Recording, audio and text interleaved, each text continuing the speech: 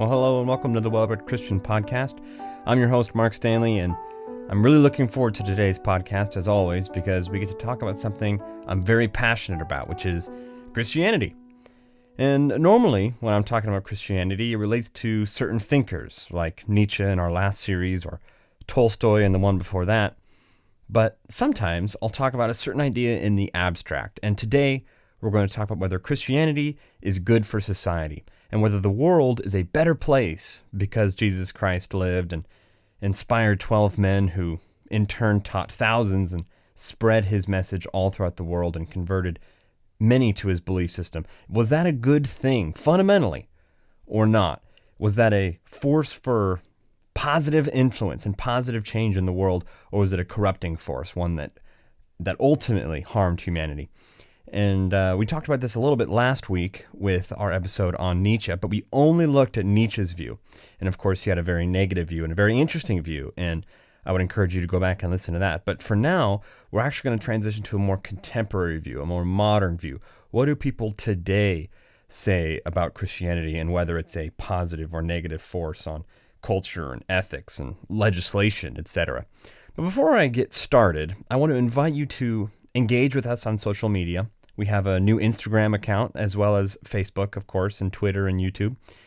And our website is kind of the hub for all things well-read Christian, including lots of information and background, an about page, a contact form, a blog that myself and many others put some time into to bring you something worth thinking about, hopefully. And you can find all that at wellreadchristian.com. And if you like what we're doing, please make the rounds and give us a follow, a like, a subscribe, a review, all those sorts of things.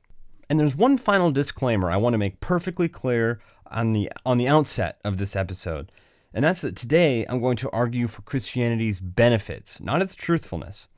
Now, obviously, I believe that these things are linked, and most people have been influenced by the American pragmatists who view truth and reality as a category to be fundamentally understood in light of an idea's utility, in light of whether it works. And so truthfulness is equated with whether an idea is beneficial.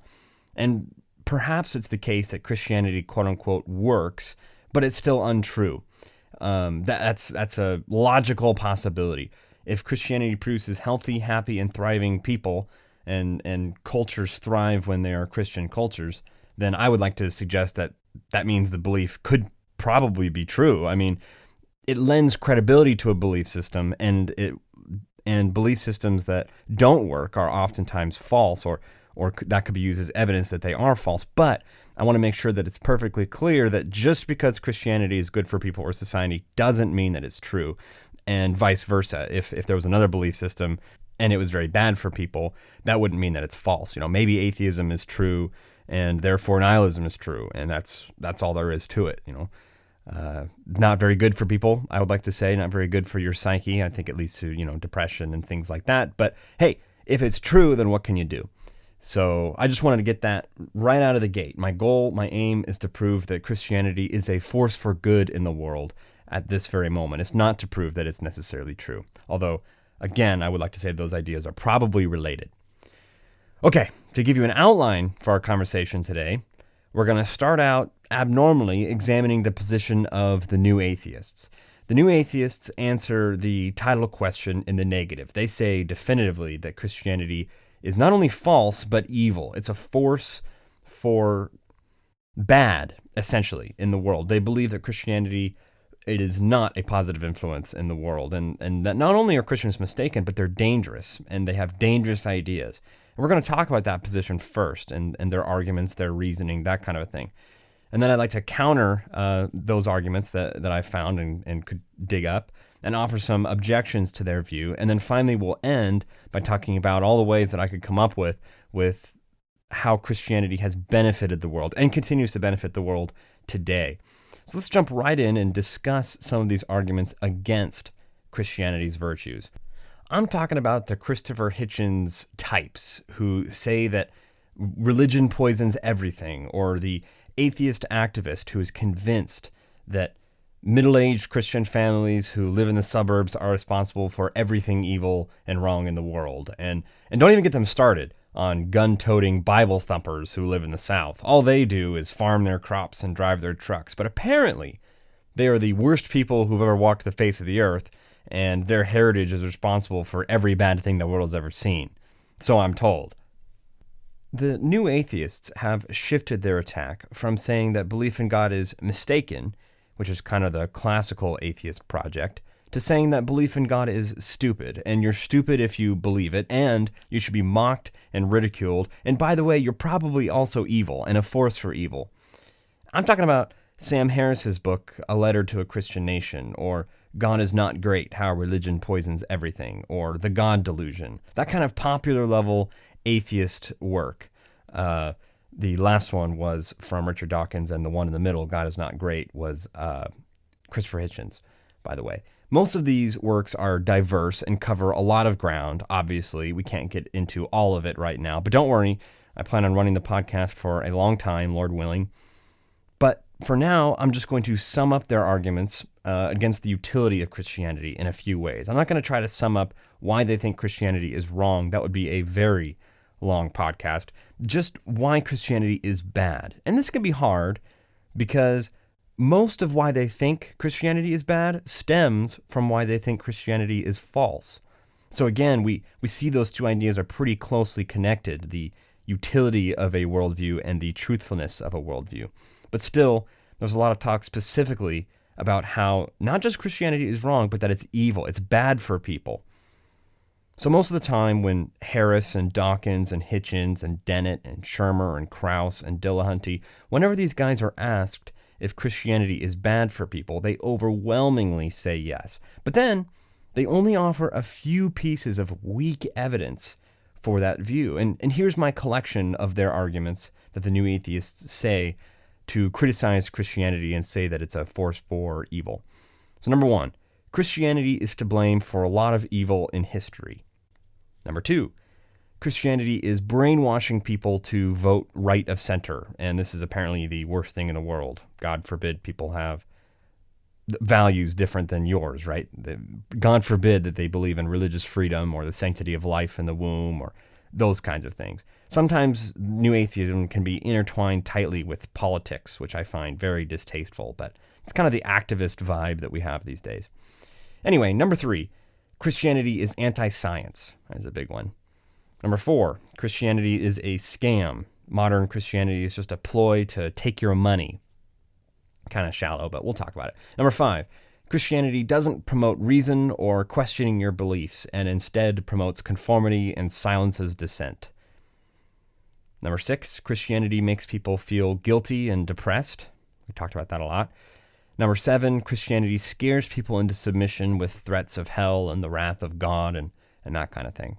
So the problem with all of these arguments is that simply they're just bad arguments, or they're based on misconceptions or something like that. They're just not, they don't actually carry the conclusion that the premises claim to carry. And even if an atheist deconverted me, I would reject all of these arguments. They're not even good arguments. There are good arguments against Christianity. They're out there, but these are not them.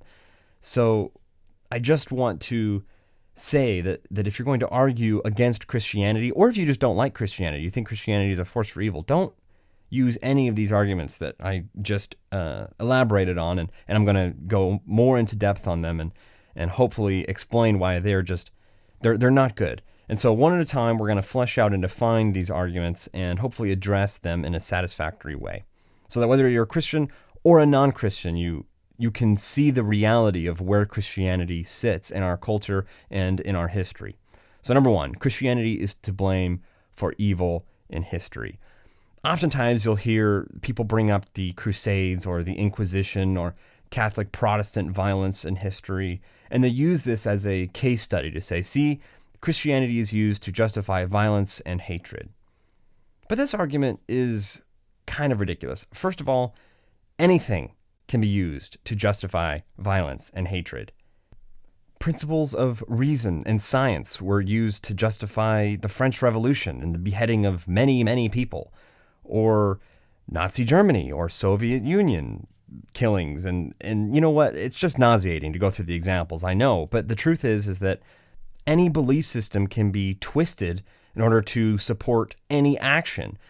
The relevant question is not, well, who did what in history? The relevant question is, which ideas impact and affect which actions? When someone commits evil in the present day or in history, are those actions consistent with their belief system or contrary to it? That is the question. So, in the case of Christianity, when historical evil is performed by Christians, it's the result of a twisting of Christianity, not obeying it. And you can prove this by sauntering through the foundational text of Christianity. You'll find that Jesus clearly taught something far closer to pacifism than anything close to violence. Historical evil performed by, say, atheists or secularists or whoever else, on the other hand, is not based on a twisting of their views, but a logical conclusion of it. That's the question. It's, can your belief system condemn violence? Rationally, logically. Christianity, yes. God created human beings. He commands you not to hurt them. Human beings are created in God's image. You ought not hurt human beings. Okay, if Christians hurt human beings, therefore, they are acting contrary to their beliefs. To take, for example, atheism. Atheism says that human beings are basically overgrown apes. They're inconvenient particles floating around in space on a massive rock.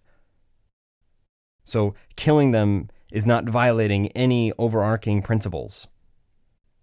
Perfectly consistent. So, historical violence committed in the name of Christianity turns out to be power games and people twisting Christianity in order to further their own agendas that are usually based on politics or power. And I think a good example of this would be the Catholic Church. They silenced people and killed them not because of spiritual or religious reasons, but because it was about power. It was about, you come to the Catholic Church for truth. You don't go anywhere else. Okay, argument number 2. Christianity brainwashes people to vote Republican, basically. And not just vote Republican, but the argument is that Christianity brainwashes people in order to basically keep them as a pawn in a larger game. And you can see this view expressed when people talk about politics, for example, as Christianity as the foundation for the pro-life movement or religious freedom and that sort of thing. It's this idea that Christianity just drums into people these viewpoints, but really is just interested in the self-preservation of the church rather than the good of the people. And it's not always political. Oftentimes, people argue that Christianity is in the business of brainwashing children to believe ridiculous notions about angels and demons and God and Jesus and good and evil. All those ridiculous concepts, right? Why teach your children good and evil? That's a Christian concept. And by the way, it is a Christian concept. But anyway, this view frustrates me because the key hinge point has to do with the definition of brainwashing. Because do you just mean Christianity teaches a perspective? Because if so, yeah, Christianity teaches a perspective. Literally, every worldview teaches a perspective. But maybe you want to say that brainwashing is teaching a perspective without offering the evidence for that perspective. Teaching kids what to think instead of how to think. Again, though, that's a really weak definition of brainwashing because every field of study then becomes brainwashing. A squared plus B squared equals C squared. If you didn't know that, and I told you that that's true, and you believe me, have I brainwashed you or have I educated you? Did you go through the theorem yourself and discover it on your own to figure out if it's true? No. Do you have to discover everything you know by yourself in order to justifiably believe it? No. So this whole brainwashing conversation just stems from your presuppositions. And if you think that Christianity is false, you're going to be mad because Christian parents raise their kids as Christians, and you're going to say you're brainwashing them. But if you're a skeptic and you raise your children to be skeptical, that's not brainwashing them, apparently. The truth is that you can't just say that if someone is teaching a perspective that you disagree with, they're brainwashing people. All of us, whether we are Christians or skeptics or whatever, should be free to promote our own perspectives to our children and anyone else and give our reasons for why we believe that and manifest the Christian virtue of live and let live. So whether you're a skeptic or a Christian, you shouldn't go around saying that, oh, that group of people just brainwashes and yada, yada, yada. Look, people have different perspectives. I think a valid criticism to say that a person is brainwashing or indoctrinating or whatever has to do with whether critical thought is being used. And again, the definition of critical thought is going to be under debate, because an atheist is going to say, well, if you used your critical thinking, you wouldn't be a Christian anymore. And it's like, okay, all right, man. So the whole brainwashing conversation is really just ridiculous. It's just a way to lob stones, really. It's not a useful conversation, especially when you get into politics, But it just frustrates me, the church is just brainwashing people to vote Republican. Like, okay, all right. Or they just disagree with you, but whatever. Argument number 3. Christianity is anti-science. This one also bugs me because it's such a shallow argument. Christianity is not anti-science. As a matter of fact, theism is the only worldview that can even make sense of the presuppositions that science itself makes. Presuppositions such as the dependability of our senses, the reliability of observable, testable, and repeatable processes in order to acquire truth, the expectation that the universe presents itself in an ordered and logical and categorical way, that we could discover it and understand it. All of those things are expected and fundamental to a Christian perspective, but have no grounding on an atheistic perspective. And I think Nietzsche makes a great point here, and you can hear more details about this, of course, from my last series, but just to summarize real quick, Nietzsche says that if you're an atheist, you need to give up at pursuit of truth. He says that truth is an antiquated Platonic idea. God is truth and truth divine, so to speak. And Nietzsche says that if you're an atheist, the first thing you need to do is stop expecting the universe to make sense. Stop asking questions and expecting rational answers. Stop pursuing truth. That's the Christian's game, and you're playing right into it. So anyway, there's this idea that because Christianity opposes, say, neo-Darwinian macroevolution, and that it's unquestionably sold science, and Christians doubt it, therefore Christianity opposes science. But the truth is that science is a set of facts, and those facts can be interpreted in a variety of ways. And some interpretations are more valid than others, of course, but the point that I'm making is that as long as there's debate going on about the science, then there's no such thing as Christianity being anti-science. It's just ridiculous. And if you want to say, well, the science is settled, I would invite you to read more people who disagree with you, because there's a lot of people these days who are disagreeing with the neo-Darwinian model, and it's not an anti-science thing to disagree with a contemporary theorem. I'll refer you to Michael Behe or Stephen Meyer or Thomas Nagel or David Berlinski or David Galertner. The first two names were Christians, but the last three were not. There's a rich dialogue going on about these sorts of things. And to just say, well, Christianity is anti-science, and that's the end of the conversation, it's just, look, it's just ignorant. It's just, you don't know what you're talking about, and you're just repeating a talking point is the truth. Okay, argument number 4. Here's the real cynical one. Christianity is a scam for money. Perhaps it started out as a good thing, but now it's just one enormous cash cow. And I like to say that if Christianity is a scam for money, it is the worst scam ever. I mean, literally, first of all, the early Christians were not making any money. So it's simply untenable to believe that it started out as a scam. You can't dismiss Christianity as a scam, because throughout the world, and especially when it started, there was no incentives to make any money. Nobody made any money. Most of them died, broke, and worthless. So it's just not realistic to say that it started out that way. But maybe it's a scam today. Maybe in our modern era, Christianity is all about money and everyone just wants your money. Pay no attention to the fact that most clergymen don't make good money at all. The only exception, of course, is televangelists, who I'm just going to go on the record and say that I completely agree are scamming people. But their Christian message is so watered down that you can't taste the grape juice in the communion cups that they don't drink. They're not Christians. It's It's a farce. It's exactly what the skeptics are claiming that all of Christianity is, that all of Christianity are these Creflo Dollar, Joel Osteen big shots who just sell cheap self-help and make millions of dollars off of it. And if you criticize televangelists, you're not criticizing Christians. Real Christians also criticize televangelists. And anybody with a brain and a heart can see that it is deeply wrong to say that God will bless you if you give all your money to some millionaire in the mail. That's not what Jesus taught. That's not what any of the early disciples taught. It's just a distortion. And it's a scam. That's what it is. And obviously, it doesn't represent all of Christendom around the world and throughout history. And you just have to be really cynical and intellectually dishonest to say that devoted Christians are just greedy or gullible. And those are the only options that are available to you if you're a Christian. Argument 5, Christianity promotes intellectual conformity and silences dissent. This kind of goes along with the brainwashing thing. It's this idea that Christians are not free thinkers. We're just sheep who believe whatever our pastor tells us to believe.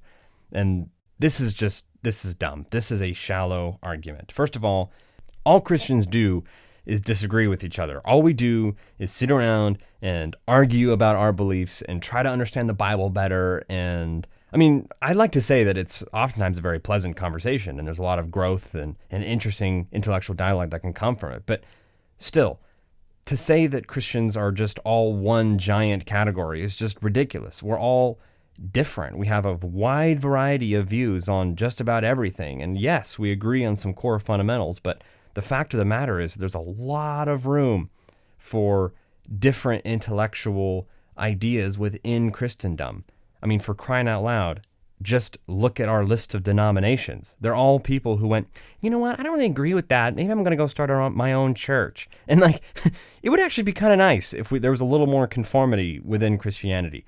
There is enormous conformity when it comes to the core tenets.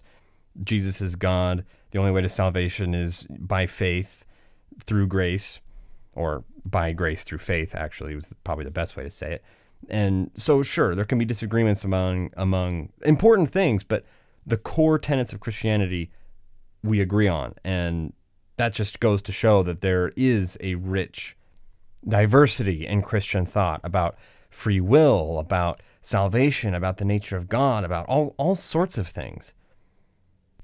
So look, here's the truth. The truth is that there are many Christians who promote free thinking and honest, critical thought. And there are a lot of non-Christians who promote free thinking and honest, critical thought. But the majority of the people just don't want to think about their beliefs. That's the truth. They want to have a good job and they want to have fun on the weekends. And that's all they think about. But for those of us who are interested in thinking about life, some of us happen to be Christians, some of us are not Christians. But it's not fair to say that an entire group of people are just sheep. The truth is that most human beings are sheep, but in every group of people, there are those who take their belief system very seriously and they think about it. And there are some who just kind of believe whatever is in front of them because they just don't care. Argument number 6. We only have 7, so we're almost done with this part. There's a widespread notion that Christianity tells you that you're evil and stupid and helpless, and that Christianity makes people feel guilty and depressed, and we poison people in order to give them the cure and give them their medicine afterward, even though we're the one who poisoned them. And this is kind of ridiculous. And I talked about this extensively in an episode titled Depression, Suicide, and the Secret to Happiness, and I highly recommend that episode. It was very popular. I got very positive feedback from that episode, so you'll probably enjoy it. But the truth is that Christianity does not make people feel that way. People already feel guilty and self-conscious and weak. They don't need any help.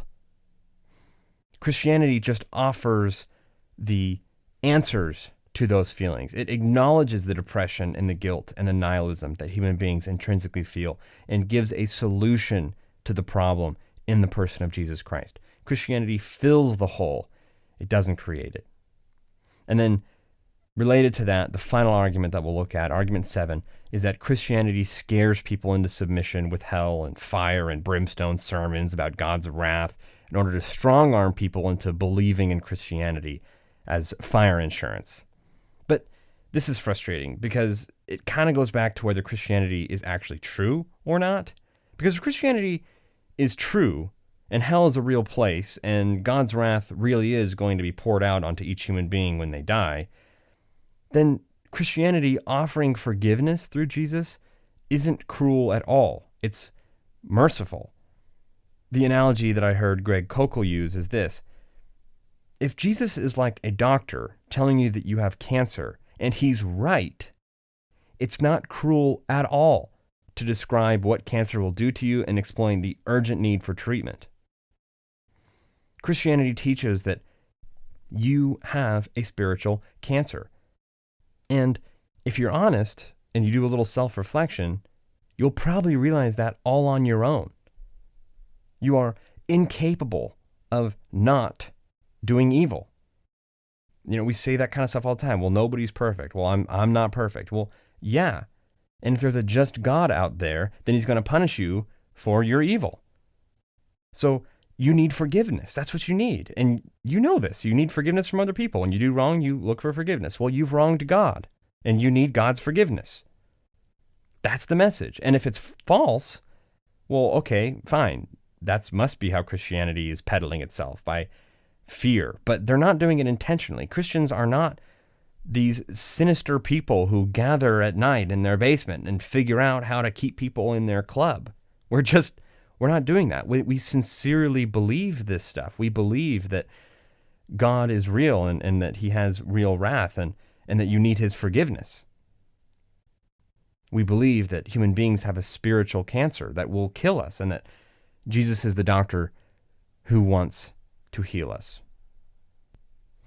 So now that I've gotten some of the attacks on Christianity out of the way, I'd like to try and refute this idea that Christianity is just a source of historical evil. All of it is a patriarchal tyranny responsible for oppression and bloodshed and villainy. And this view, well, let's just say it's very popular among students these days, but you don't see it in writing a lot. It's kind of a BuzzFeed idea.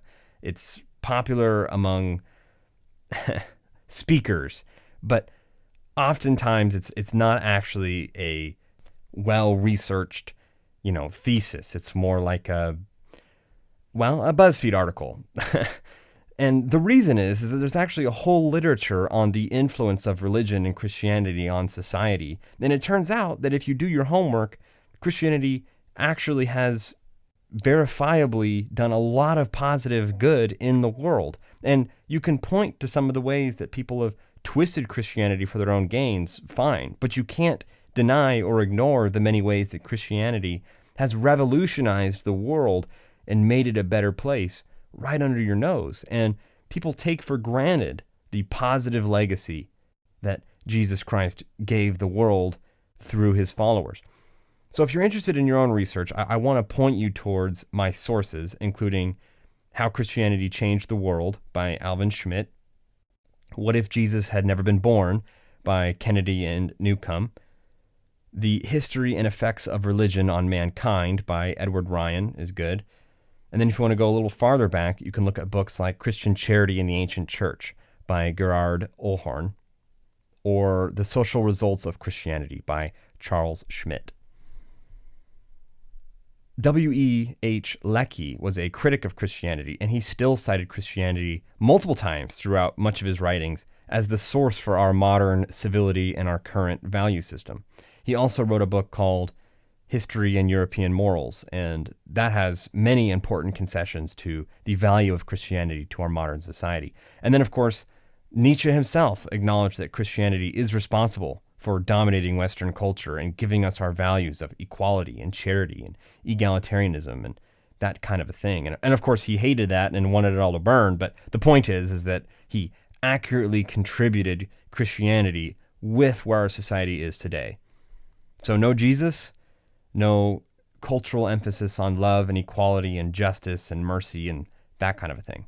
So here's a great quote to start my case. It's from Alvin Schmidt, professor of social studies. Listen to this.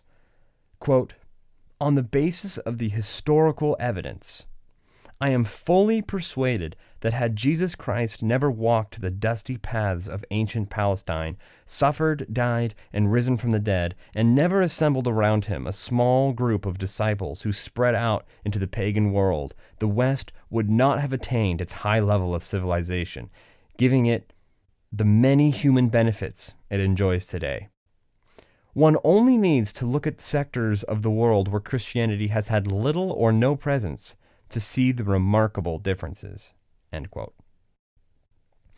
So now that I've summed up the opposition and my responses to them, I want to give you the actual arguments for why Christianity has been an enormous force for good in the world. And to be clear, this is going to be a cursory overview. I cited my sources so that if you want to go back and find the dates and the people and the facts, you can do that. But for now, I'm just going to touch on the overarching principles and themes in order to build a cumulative case for the benefit that Christianity has given the world. So firstly, it's pretty easy to start out by saying that Christianity has positively influenced individuals. Millions of people have seen themselves transformed from being aimless, nihilistic agents of self-destruction into people filled with hope and love. And former self-serving addicts have become people who consider themselves forgiven by God and known by God and loved by God and accepted by God. And those things create a chain reaction when believed sincerely. Everybody from murderers to alcoholics to ordinary people have found the redemption that Christianity offers and have loved God and man in powerful ways following their conversion. As a matter of fact, empirical research shows that the most successful way to break a drug or alcohol addiction is to have a religious experience. And I think the reason for that is that Christianity offers theological answers to biological problems. And it turns out that it does so pretty well. So that's the first point I want to make in my cumulative case, is that if Christianity influences individuals positively, then therefore it influences society positively. Because after all, society is the sum of individuals. Okay, argument 2. Christianity played a huge role in shaping our modern view of the sanctity of life. It was absolutely commonplace in pagan culture, in Roman culture, in Greek culture, to throw the death penalty around just because someone was deemed a threat to the state, or common criminals, or children. In all of the cultures mentioned, and just about any culture that wasn't Christianized, it was completely normal for parents to leave their children in the forest or on a cliff face if it had defects or the family simply couldn't afford to raise the child. And Christianity came along and said that human life is intrinsically valuable and you don't get to kill somebody because they're politically inconvenient or socially inconvenient or financially inconvenient or because it's entertaining. Killing people for sport in the Colosseum or other pit fighting was common in ancient cultures. Absolutely common. And Christianity was on the front lines of condemning these things. And as a result, many of them became lion food. But they were willing to pay that price. And so Nero put them on a stake and burned them to light the city. And so did Domitian and Marcus Aurelius and Diocletian and on and on. And even today, Christians are still advocating for the sanctity of life. Almost 1 million babies are killed every year for equally pithy reasons. Pregnancy is inconvenient. It's unaffordable. The life is treated like that's all it is. Just an inconvenient thing. And Christians are still fighting for human life to be highly valued and treasured. Thirdly, Christianity elevated women to a place of dignity, honor, respect, and freedom. You see, in the ancient world, women were literally thought of as property. Why did that change? Historically, what happened? Well, let me tell you, it didn't start in the 60s. It started in the Gospel of John, chapter 4, when Jesus approached the woman at the well, and he has a conversation with her, and he tells her that he is the Messiah, and that if she believes in him, then she can worship God in truth as well as in spirit. And the response of his disciples were, hey, why is Jesus talking to a woman?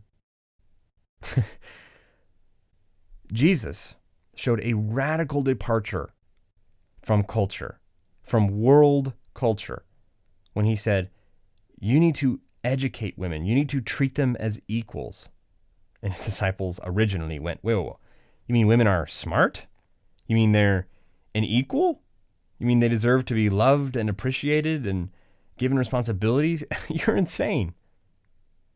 Well, 2,000 years later, Jesus' view completely dominates the West, and women are considered equal in dignity, value, status before God, all of these things. Number 4, racism and tribalism were hugely undermined by the doctrines of Christianity. And obviously, I'm not saying that there haven't been racist Christians, but what I am saying is that the doctrine of the image of God teaches that all men are created equal and endowed by their Creator with certain unalienable rights. When I say all men, I mean all mankind, because women are included in that. See argument number 3.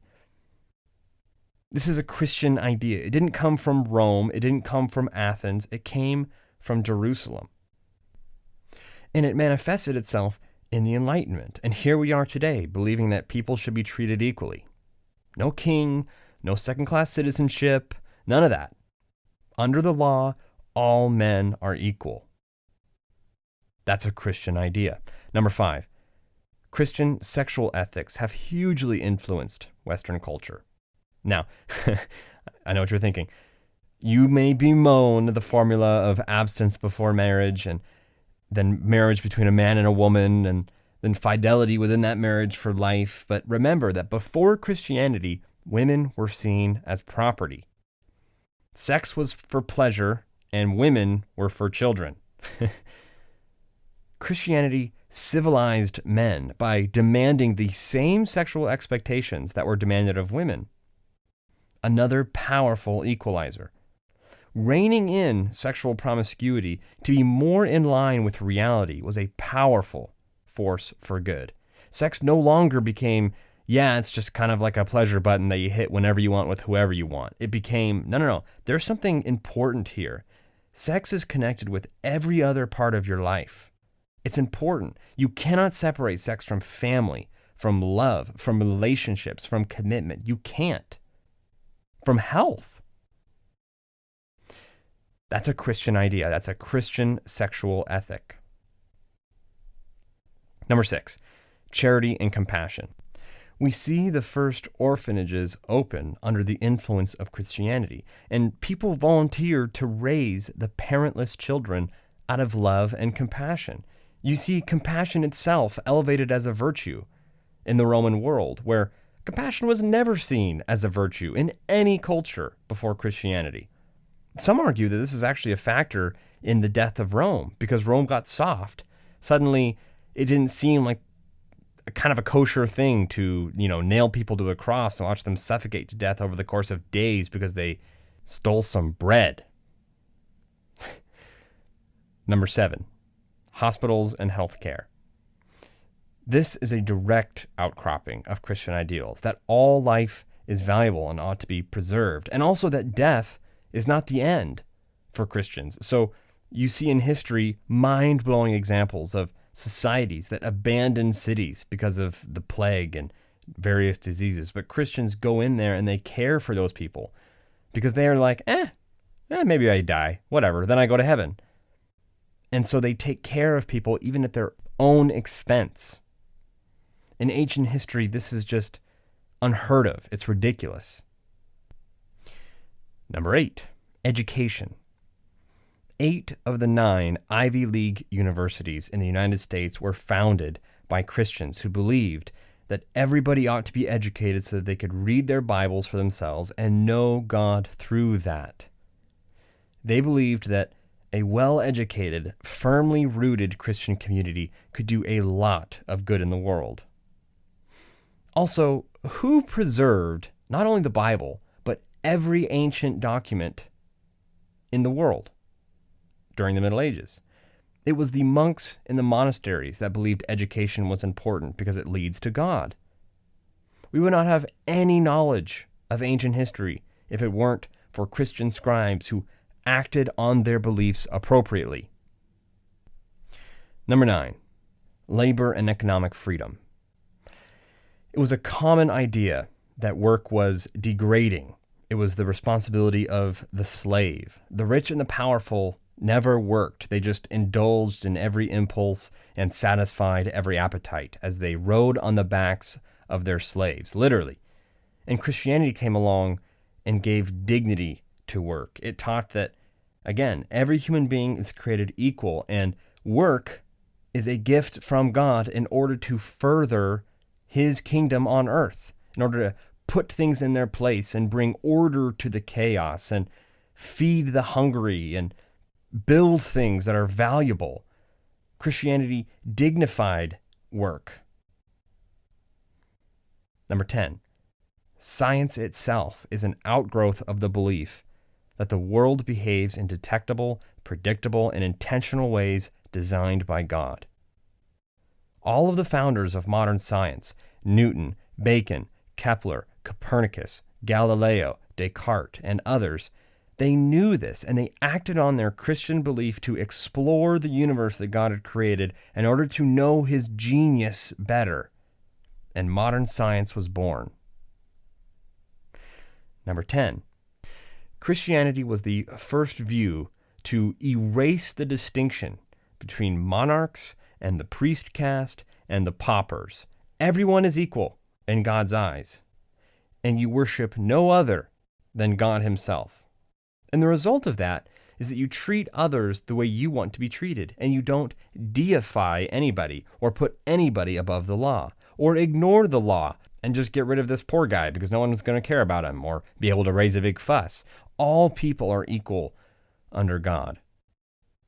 Number 11, the abolition of slavery. William Wilberforce and the other central key figures advocating for abolitionism in Europe and the U.S. were Christians who were offering theological reasons why you should not treat fellow human beings the way they were being treated.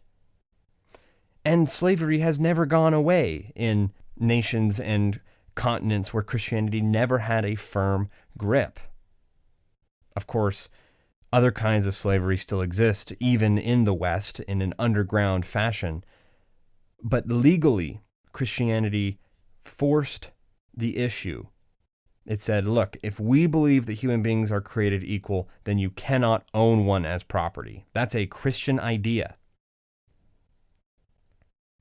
Number 12, Christianity inspired writers, philosophers, artists, musicians, architects, and sculptors who have created priceless works of art, which has brought wealth and pilgrimages to Europe for centuries. The passion of the Christian heart and mind has been to mimic God's creative power to make something beautiful and worthwhile. And Christians have hugely contributed to literature and philosophy and art and music as a direct outgrowth of their love for God's beauty and their pursuit of his glory. I have one more. This last one is more controversial, and this is why I put it at the end. And it's up for some historical debate, and I have my position, and I think it's well-reasoned and rational. But the other arguments that I made, I think, are pretty clear-cut in history. This one, you could make a good case on either side, so I put it at the end. The Enlightenment is a direct outcropping of Christian thought. And even though most of its thinkers were deists, they were essentially predicated on Christian ideas. And I think the scientific revolution is a great example of this. It is the final blossoming of Christian reason. And even though the Enlightenment distanced itself from the idea of revelation, they paradoxically acted on Christian ideas in order to ground their views. So I disagree with the Steven Pinker view that many hold, which is basically that there was barbarism and chaos for years, and then boom, the Enlightenment, and now everybody's rational and free thinking. I think that's juvenile and shallow. The truth is that nothing happens in a vacuum, and every new development in the world of ideas is predicated on a previous development. And I'm going to refer you back to Tolstoy if you remember that series and you want to dig deep into that, of how every event is connected to every other event and nothing happens by accident. There's no randomness. I think it's absolutely clear that the Enlightenment represents a step forward for Western philosophy, even if much of what it gave us is considered a stepping away from revelation in Christianity, which, by the way, is what led to the failure of liberalism in the broadest sense to give us meaning and purpose, hence the death of God. I think that Christianity is responsible for everything good that came out of liberalism. There's an atheist named Sam Harris who was interviewed by Ben Shapiro in a Sunday special, and it was a fantastic interview. And Shapiro asked Harris his view on whether Christianity had led to the Enlightenment. And Harris responded by saying basically this: well, you can't just claim that science or cultural progress for Christianity by saying that 90% of all the founders of science were Christians. Harris says, of course they were. That's because 98% of the population were Christians. It's like saying, aha, Catholics are responsible for all the bridges in Europe. Harris says, well, yeah, there wasn't anyone else to do the job. It's not exactly surprising that all of our cultural progress was done by religious folk because everybody was religious. Sam Harris's argument is basically this. Okay, Mark, you can say that all of those things are products of Christianity, but really they're the product of individuals. And of course, the people who invented science were Christians, but everybody who lived in that era were Christians, so it really doesn't mean anything. And because Ben Shapiro was an excellent interviewer, he did not offer a counter-argument. Instead, he just asked a different question and moved on. And I'm so happy he did that because it left me to think about it on my own. And it took a few hours before the flaw in Sam Harris's reasoning clicked with me. And if you've been paying attention, it will click with you too. It may be true that Catholics built 100% of all the bridges in Europe and that most people were Christians during the scientific revolution. But that is completely irrelevant. People built bridges in every culture and in every nation. Harris misses the point entirely, and he launches his argument on the premise that the cultural achievements in Europe are just like building bridges. But no. The question is, why Europe in the 18th century? Why not China or Japan or Korea or the Americas or Africa? We're not talking about inventing the wheel or a sword or a bridge. Every culture can do that. But the unique thing about Europe was that the Europeans built something way more significant. They built culture and science and the emancipation of slavery and the doctrine of equality and capitalism and democracy and diplomacy and a fair justice system, an emphasis on moral living and equality and the sovereignty of the individual and charity, all of these things that we're talking about. It's not an accident that it happened here, and it's not a coincidence that Christianity is behind it. That's the whole point. All of the good things that we uniquely enjoy are a result of the Judeo-Christian worldview, influencing individuals and communities for 2,000 years. So it's not a coincidence. And that's what's so hugely relevant. It's that Europe was built on the Christian foundation. Those ideas ended up being instrumental.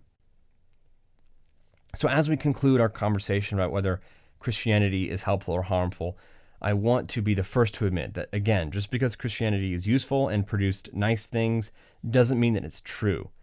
But in the 21st century, if you look at the state of philosophy, it seems as though, from a purely pragmatic perspective, you only have a few choices if you're choosing a worldview. You have Christianity, nihilism, existentialism, absurdism, and secularism. Those are your options.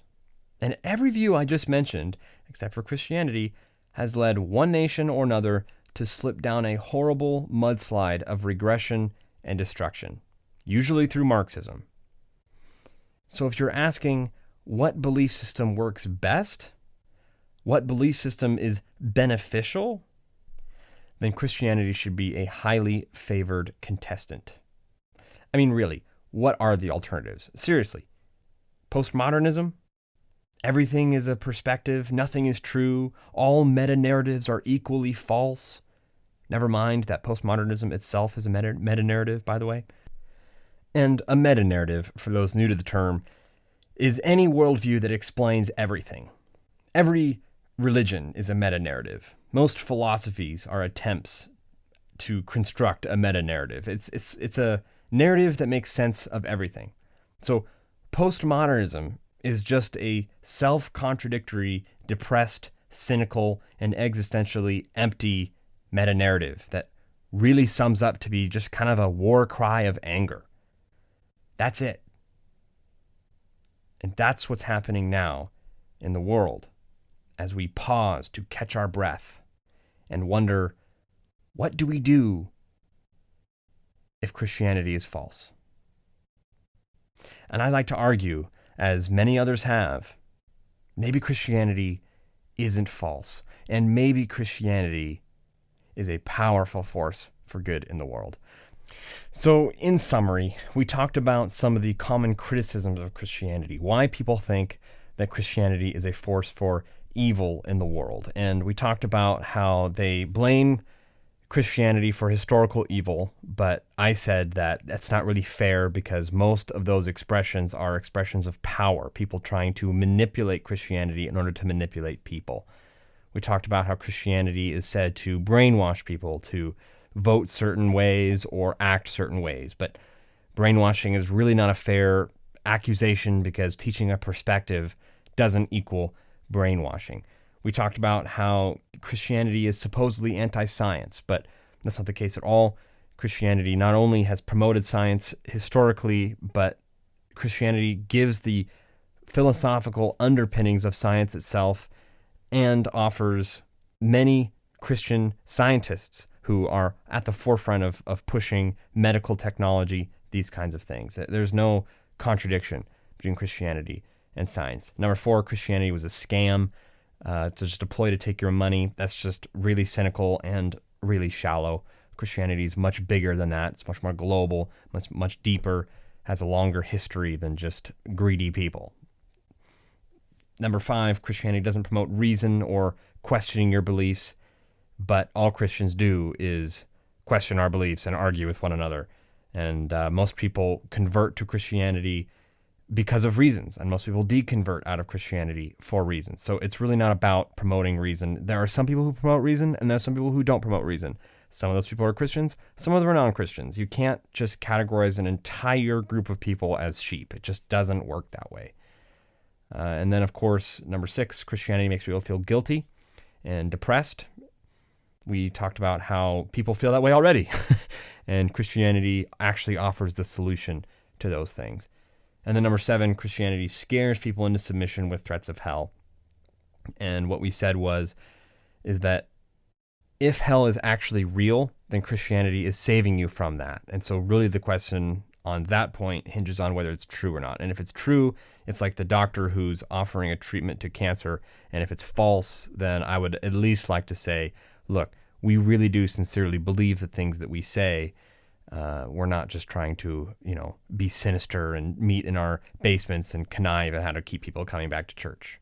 We don't care that much, is really the real flaw of Christianity, is that we don't care as much as we should. And then, of course, when it comes to arguments for the positive of Christianity, you can basically sum up everything I said in that Christianity brought the doctrine of equality, it brought the doctrine of the image of God to the forefront of people's minds, it promoted compassion and love and mercy as virtues, and is responsible for science, the emancipation of slavery, the doctrine of equality, capitalism, democracy, diplomacy, justice, emphasis on moral living, the sovereignty of the individual, charity, personal responsibility in a sexual life, family, you name it. So thank you for listening to the Well-Read Christian Podcast.